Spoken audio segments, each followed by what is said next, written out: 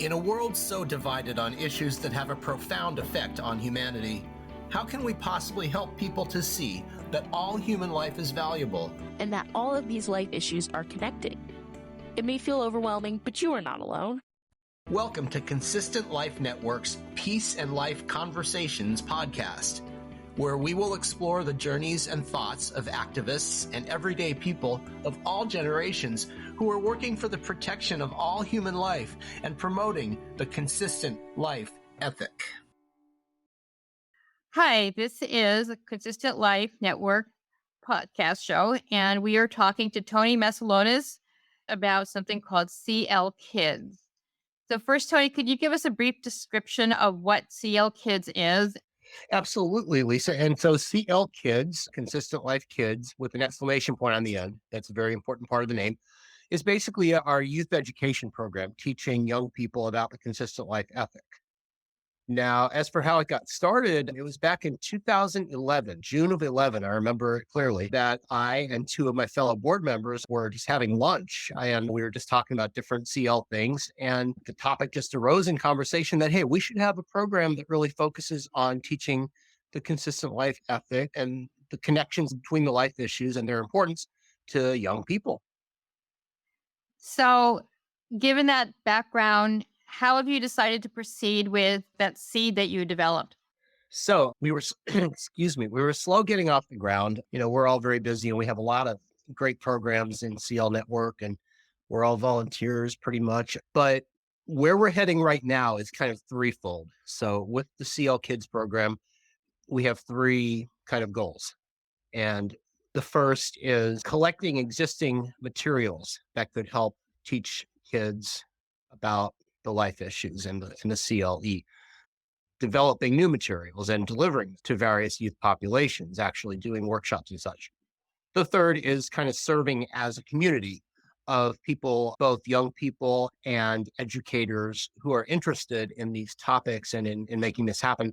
A community for people to get together, discuss things, and come up with things. Okay, I want to get back to the kids you're developing this for. Is there an age limit? Is this preschool to college, or what ages are you aiming at? I think you kind of hit on it. We describe it as age of reason up through typical college age. So as soon as people are kind of old enough to think and reason about things, whatever that is, 7 or grammar school, grade school, up through, 20s, so could you talk a little more about who these programs are being developed for? Organizations, nonprofits, churches, who will be using these to actually teach the program? So, I mean, there's not one program, actually. There's any number, because we have a collection of resources ranging from pamphlets through books, through full multi-day workshops, so there's not one audience, So really the answer is all of the above. Churches, schools, peace camps, if you're familiar with that term, where young people are getting together and learning about important social issues. How is the material being distributed? Is that going to be through the website, or how are you going to distribute the material? So basically, however people want to get it is how they can get it. Some of the stuff we're collecting is not ours to freely give. I mean, there are books and things like that. So all we can do is provide like a bibliography and say, hey, go get this book or this, material. Those things that are public domain or that we have distributed ourselves will be available on our website. We have already, a CL Kids website, which the URL will be attached to this podcast. There's not much on it yet. We don't have that repository up there yet. In other words, this is just a resource page you're developing with resources, with things that we've written, things that you've written, things that you've gathered. So it's more of a resource for people to use who want to have a program where they're teaching kids of all ages about the consistent life ethic. Yeah. Well, I mean, if you go back to the kind of three-pronged focus of our program, that speaks to the first part, the collecting materials, getting materials.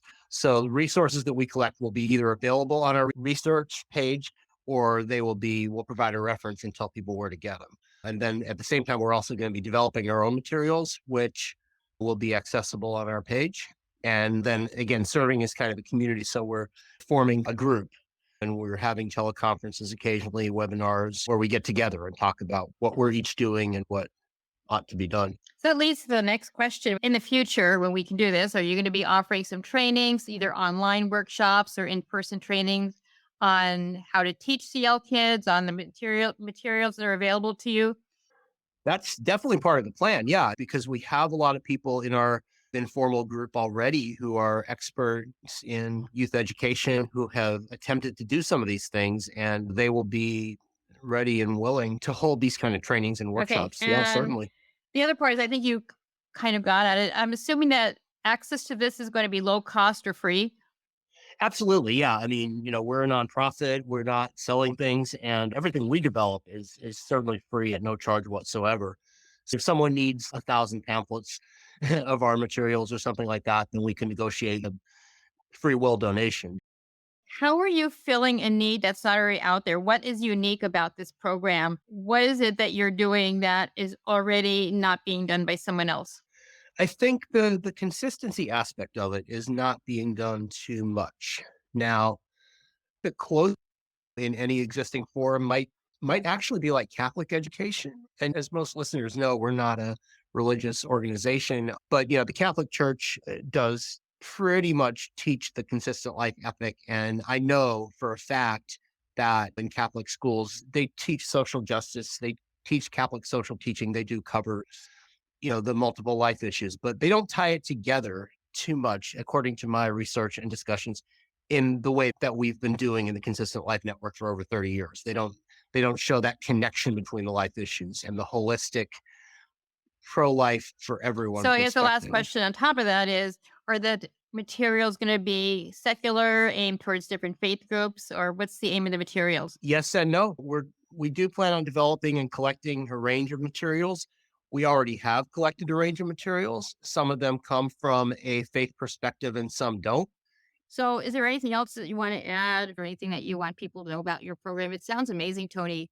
Thanks, Lisa. I think I pretty much covered it. And if you, our listeners, are interested in this program, either because you're an educator who wants to teach people about this consistent life ethic, or because you're a young person who wants to learn more about the consistent life ethic, or you want to use it in your own family, your own home, or you have a youth group, either as a member or a faculty advisor or whatever, get in touch with us. I did want to add that as part of our Peace and Life Conversations podcast series with CLN, we're going to have a series of episodes specific to the CL Kids topic. We have an interview that is coming soon with a couple of our youth activists talking about what it's like to be a young person advocating for the consistent life ethic in today's climate. We're going to have at least one interview and probably several with some parents talking about how they have raised their kids in the consistent life tradition and the challenges they faced and what they've done well and what they've learned.